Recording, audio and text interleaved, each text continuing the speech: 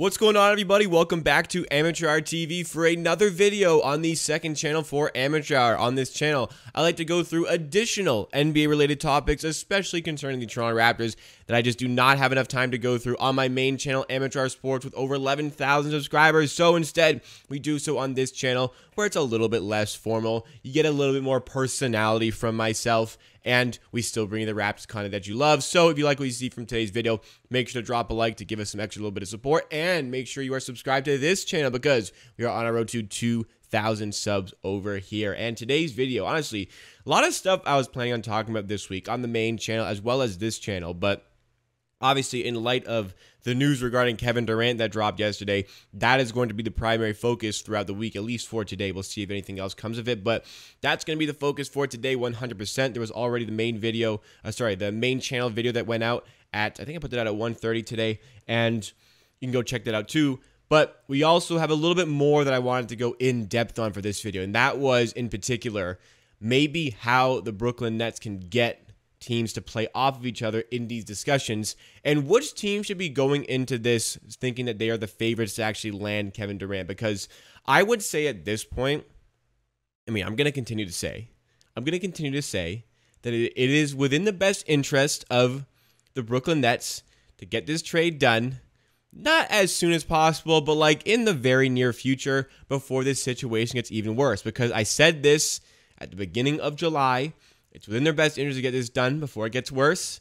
Yesterday, it got a whole lot worse. So to prohibit it from getting any worse than that, I think Brooklyn should start seeking out a trade. And based on the tweet we saw from Joe Tsai, the Brooklyn Nets owner, yesterday, I don't have it pulled up, but Joe Tsai, the Brooklyn Nets owner, tweeted essentially that he is going to support Steve Nash and Sean Marks, which should indicate Kevin Durant is on the way out. And so let's see which teams seem to be the ones in for Kevin Durant. And apparently, according to Shams, the Raptors, the Celtics, and the Heat are the most significant candidates to acquire the player. Now, I'm going to reiterate here with the Miami Heat, Bam Adebayo, you can't really trade, nor do I think the Heat want to trade him.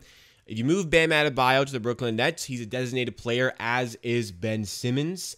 Therefore, they cannot be on the same team if they're both traded for. If a player came off their rookie deal and signed a 5-year max extension, which Simmons and Bam Adebayo did, then they cannot be on the same team if they are both traded for. Why it's different for the Raptors was Siakam. He signed a 4-year max deal after his rookie deal. So that's a little bit of an interesting narrative. But Bam Adebayo, very hard to trade. Also, a reluctance from the Miami Heat seemingly to trade him. So that leaves pretty much the Celtics. And it also leaves, apparently the Warriors along with the Raptors. And the odds released by Bodog here showing next team odds. I think this line is all wrong. Minus 150 for the Nets to keep him. That would suggest that the Nets are the big favorites to keep Kevin Durant. I really do not think that's going to happen at this point. So I feel like there's a little bit of value if you can kind of guess who's going to be going to, guess which team he's going to be going to next. And Raptors sitting at plus 500 showcases some decent things. The Heat at plus 900 really showcases how they're not really in this. And the Suns at plus 800 are out of this one because DeAndre Ayton signed that contract, which kind of derailed any hope of the Suns actually acquiring Kevin Durant. So on the surface, they have the Celtics as the favorite to make a trade if a trade were to happen. And based on that, the Celtics in the driver's seat. If the Celtics offer Jaylen Brown, then yes, they are in the driver's seat to make this trade happen. I think if the Celtics offer Jaylen Brown, apparently they already did, then they're going to get this one done. What I don't understand is that if Jaylen Brown was offered to the Brooklyn Nets, why he's not currently a Boston Celtic. Why would Brooklyn turn that down? Do they really think they're going to get any better than Jaylen Brown? They're not. I think teams can get it done without a player of Jaylen Brown's caliber, but nonetheless, that's what it just kind of seems like is the case here for the Celtics. And Brooklyn, I don't know why they turned that down. We'll see if that's still on the table, because at this point, after the reports come out and really showcase Kevin Durant's want for a different team, and then Joe Tsai essentially confirming that the Brooklyn Nets are going to look to trade him, a lot of the leverage has been lost, as I mentioned in the main channel video. So Jaylen Brown being on the table, Celtics are going to get him. The Celtics are going to get him. I think the hope for the Brooklyn Nets here is that the Raptors offer Scottie Barnes. I think they're trying to leverage Jaylen Brown being involved to try and get Scottie Barnes away from the Raptors because, according to some of these reports, Toronto Raptors are viewed as the biggest threat to acquire Kevin Durant, followed by the Boston Celtics. So the Celtics, I mean, if they really want to make this trade happen, they can offer Jaylen Brown because I tell you, the Raptors, they did not want to offer Scottie Barnes before it was confirmed by the Brooklyn Nets owner. They were essentially confirmed by the Brooklyn Nets owner they were going to trade him. They didn't want to trade Scottie Barnes before it was confirmed. Joe Tsai wanted to trade him, essentially. So after that's confirmed, why would the Raptors now offer Scottie Barnes? That doesn't make any sense because they're not going to. The leverage that Brooklyn already lacked decreased. The Raptors do not need to up the ante. Also, a few weeks ago, if you make a big trade like this, you have more time to think about who you're going to sign for your roster. You have more time to think about how you're going to structure your team, your core. Whereas now, I mean, the Raptors kind of already had all of these things in place.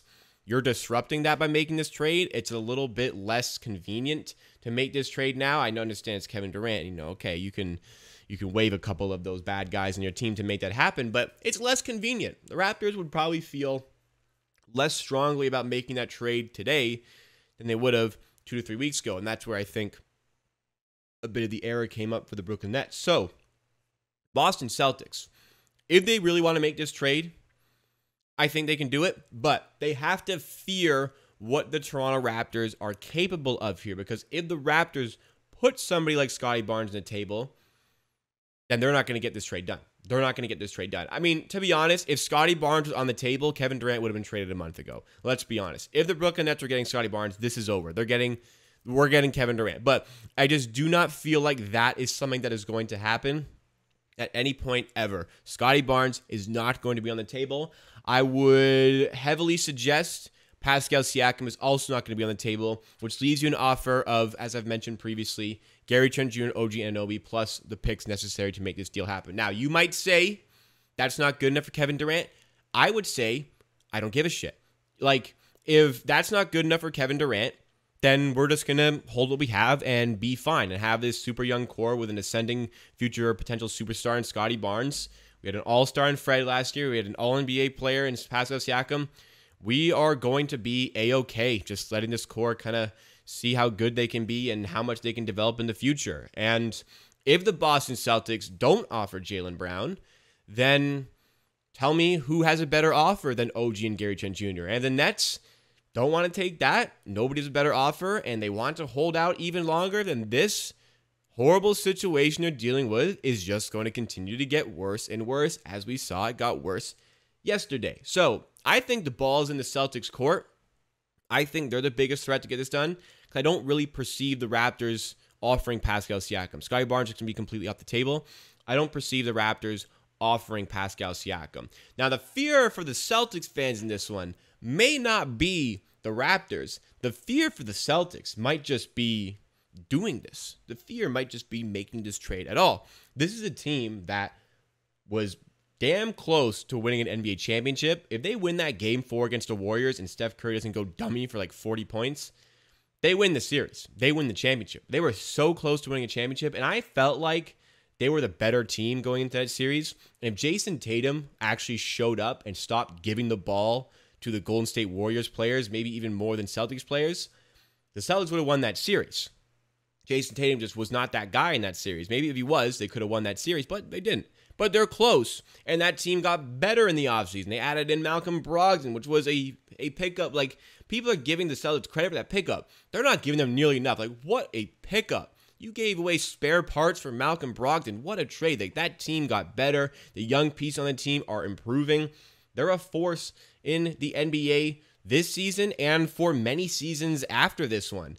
So trading Jaylen Brown for Kevin Durant, sure, it opens up your already pretty big window even more, but it also shrinks the length that window will be open for. So as a Raptors fan, I want Kevin Durant. If I can avoid trading Barnes and Siakam and get Kevin Durant, I'm going to do that respectfully. I'm going to do that. Understand, wanting to keep the core there? I'm going to do that. But if we don't get him, I wouldn't mind the Celtics doing that because they're going to be great anyways. If we don't get KD, we're going to need like 2 more years to really solidify ourselves as true contenders in the East. At least that's the plan. And in those 2 years, at this point, the Celtics are still going to be really good based on what they have. That's a projection. But if they make this trade and they lose Jaylen Brown, KD at 34, in 2 years, how good is KD going to be if he's healthy constantly? I think realistically, you can hope for 2 really good years out of KD in this trade, maybe 3, but likely 2.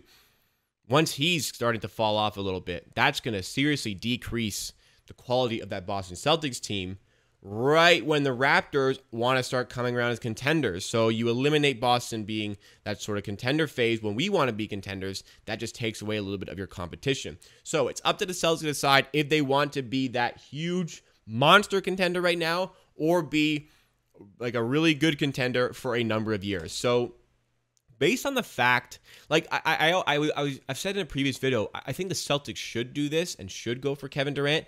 But based on the notion that as a Raptors fan, I want them to do it because it would benefit us in the future, that makes me feel like from a Celtics point of view, which I cannot see from because oh my goodness, would I hate being in that position, being a Celtics fan. I hate Celtics fans. Anyways, since I'm a Raptors fan, and I'm a hater, and I think I would like the Celtics to do this because it makes them worse in the future. That would mean that if I were to be able to see this from a Celtics point of view, I probably wouldn't want to do it.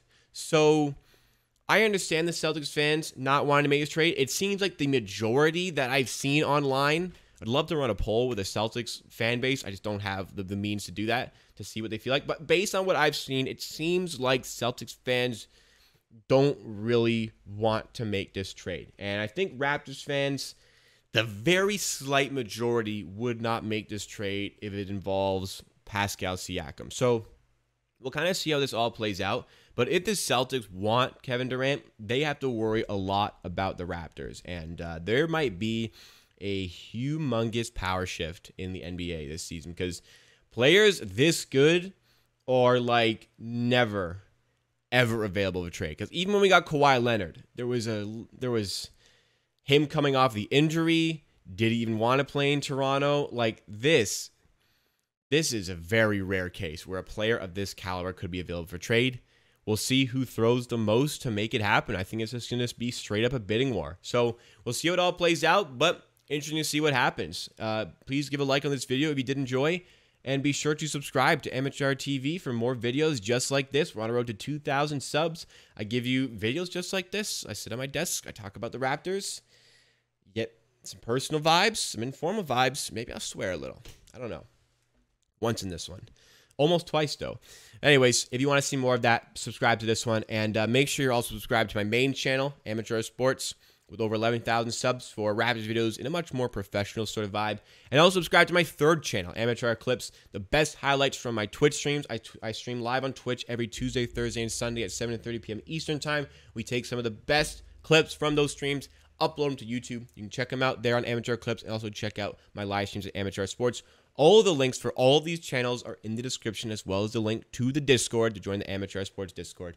Hope to see you guys in any of those, and I'll also see you again next time for another video on Amateur Hour TV.